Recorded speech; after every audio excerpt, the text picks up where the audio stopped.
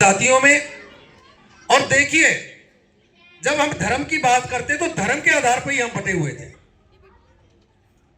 उस धर्म ने हमें ये प्रताड़ना दी और उस धर्म को हम झेलते रहे। हमारे बुजुर्गों ने झेला। गांव से बाहर बस्तियां होती थी, हमारी माताओं बहनों को कपड़े ढकने का अधिकार नहीं था। सतन तक ढकने के लिए टैक्स लगाया जाता था। उन बातों का अगर हम जिक्र करें, इनके गले में हांडियां बांध दी जाती थी, झाड़ू पीछे होता था। उस समय में गुरुजी ने उस व्यवस्था को ललकारा। राजे महाराजाओं के साथ साथ धर्माचार्यों के जो कठोर वचन थे और जो कठोर व्यवस्था थी उसको झेला, लेकिन वो अपनी वाणी पे तटस्थ रहे। देश भर का भ्रमण किया और बड़े मजे की बात है कि राजा महाराजा भी उनके सामने नतमस्तक हो जाते हैं, उनकी तर्क शक्ति के सामने। आज भी जब हम लोकतंत्र स्थापित होने के बाद भी समाज का बहुत बड़ा हिस्सा अपनी बात कहने से कतराता है, डरता है। आज राजनीतिक शक्ति की बात होती है। आप जब बोलते हैं गुरु रविदास शक्ति,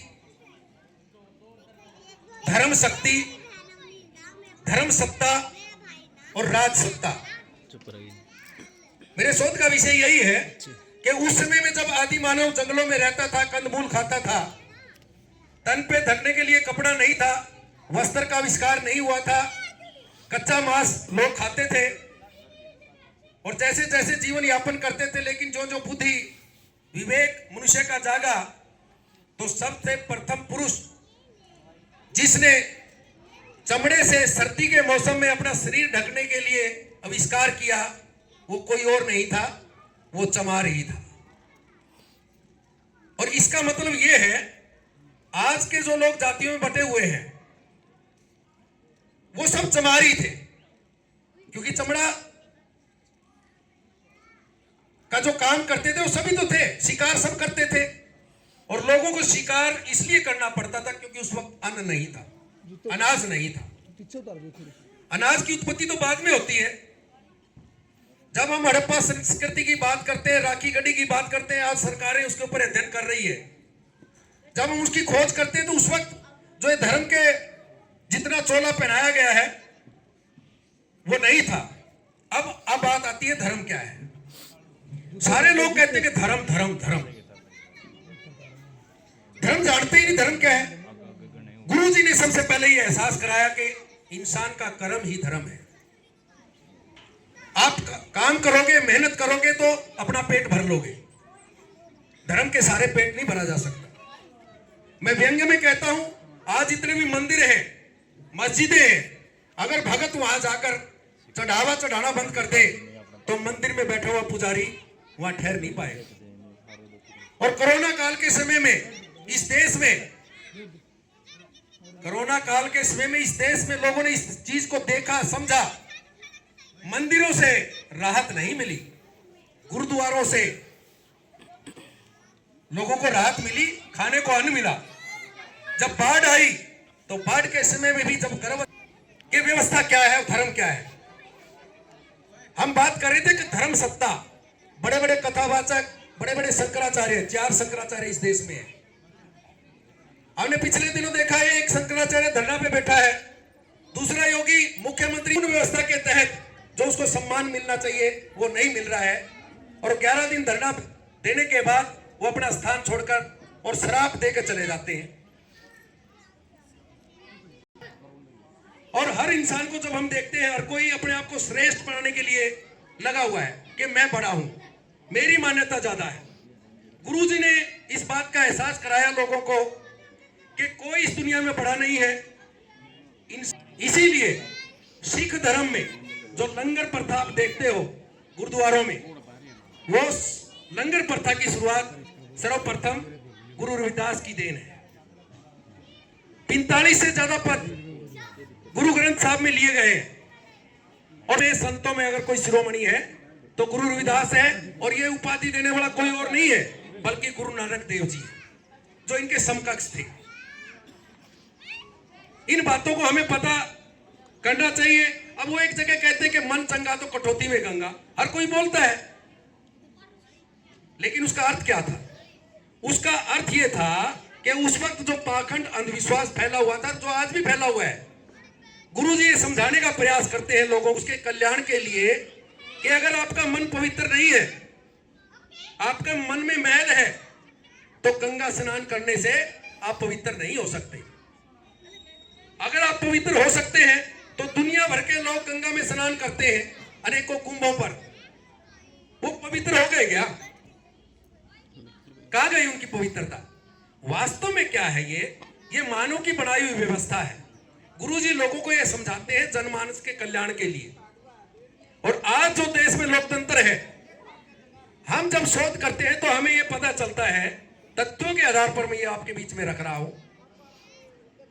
कि लोकतंत्र की स्थापना 700 साल पहले गुरुजी ने अपनी परिकल्पनाओं में रख दी थी। अब बात आती है कि वर्तमान की सरकारें जो मूल अधिकारों की बात करती है, आपको खाने की, कपड़ा पहनने का अधिकार, घूमने फिरने का अधिकार, पानी पीने का अधिकार। और पानी पीने के अधिकार पे मुझे बात याद आई कि सदियों तक तो हमें पानी नहीं पीने दिया जाता था। एक बहुत बड़ी आबादी को इस देश में पानी पीने का अधिकार नहीं था, लेकिन कुत्ता पानी पी सकता था। ये कटु सत्य है। मैं ये नहीं कहता कि वर्तमान में किसी से ईर्ष्या करो, जलन करो, उनका विरोध करो। मैं व्यवस्था की बात कर रहा हूं। इस बात को समझिए, कैसी व्यवस्था इस देश ने झेली। और अगर हम देश की बात करें तो 1950 से राज्य बनने के लिए एक संविधान की जरूरत होती है, और संविधान 1950 में लागू हुआ 26 जनवरी। ये लंबी कहानी है। अगर सारा विषय में बोलूं तो लगातार 8 घंटे बोल सकता हूं, और आप शायद उतना सुन ना पाए। हाँ, मुख्य अतिथि जी कह रहे कि भूखा मारा है, क्योंकि मुख्य अतिथि जी तालियां बजा देंगे, उनको चिंता है इस बात की। ये शब्द जो आए ना, इस बात को समझिए कि भूख जब लगती है तो हमें भोजन की जरूरत होती है, और भोजन के बिना हमारी तृप्ति नहीं होती। प्यास लगती है तो पानी चाहिए। जब हमें भोजन करने का ठीक ढंग से अधिकार नहीं था, पानी पीने का अधिकार नहीं था, तो गुरुजी उस समय में अलग जगाते हैं और लोगों को समझाने का प्रयास करते हैं। और गुरुजी के बारे में जितनी भी मिथ्याएं फैलाई गई कि वो केवल चमारों के गुरु थे, नो, वो जनमानस के गुरु थे। जनता को साक्षर किया, जनता को सिखाया, और उनकी वाणी आज भी हमें प्रेरणा देती है और इस देश को सदियों तक प्रेरणा देती रहेगी। डॉक्टर अंबेडकर का जब जिक्र आता है तो डॉक्टर अंबेडकर उनसे प्रभावित हुए बिना नहीं रहते, और जो लोकतंत्र की परिकल्पना वो लेकर आते हैं वो गुरुजी की वाणी से ही लेकर आते हैं। और सदियों तक जो लोगों ने संघर्ष किया, विचार किया, तर्क के आधार पर उस वाणी का प्रचार प्रसार करते हुए आगे आगे जब बात बढ़ती चली जाती है, तो हम लोकतंत्र की स्थापना देख पाते हैं। और मैंने इसमें जो लिखा कि लोकतंत्र के प्रथम प्रहरी, प्रथम का मतलब पहला, वो पहले रक्षक हैं। जब लोकतंत्र की इस देश में स्थापना की बात आती है तो सदियों पहले वो परिकल्पना कर लेते हैं। मातृशक्ति और युवा साथियों से मेरा अनुरोध है कि जो समाज में वैमनस्य है तो गुरु रविदास की वाणी का अध्ययन करें, उसका सही अर्थ समझें, सबके साथ मिलें। आज उकलाना मंडी में एक धरना चला हुआ है। कल ही शाम को मेरी बात हो रही थी। मैं ये भी जिक्र करना चाहूंगा कि वो मूलभूत आवश्यकताओं के लिए, जरूरतों के लिए लोग धरने पे बैठे हैं ये लोकतांत्रिक तरीके से। तो उन्होंने आज वहां गुरु रविदास जयंती पर यह निर्णय लिया कि आज हम गुरु रविदास जयंती पर जयंती धरने पर ही मनाएंगे। इसलिए वो बधाई के पात्र हैं, उनके लिए भी तालियां बनती हैं। यानी कि वो गुरु रविदास के दिखाए हुए मार्ग से अपने आप को आगे बढ़ा रहे हैं। और गुरु रविदास का मार्ग क्या है? गुरु रविदास का मार्ग है स्वाभिमान का। अगर आप मानसिक रूप से गुलाम हैं तो आप गुरु रविदास के अनुयायी कहलाने के लायक नहीं है। सारा मसला विचारों का है। अगर आपके विचारों में गुरु रविदास के विचार नहीं है तो आप गुरु रविदास के अनुयायी नहीं हो सकते। उनके प्रति आपकी सच्ची श्रद्धांजलि नहीं हो सकती। उनके प्रति आपका सच्चा प्रेम नहीं हो सकता। सच्चा प्रेम के लिए ये जरूरी है कि हम सत्यता पे रहें। बात तो नहीं हो रही सर?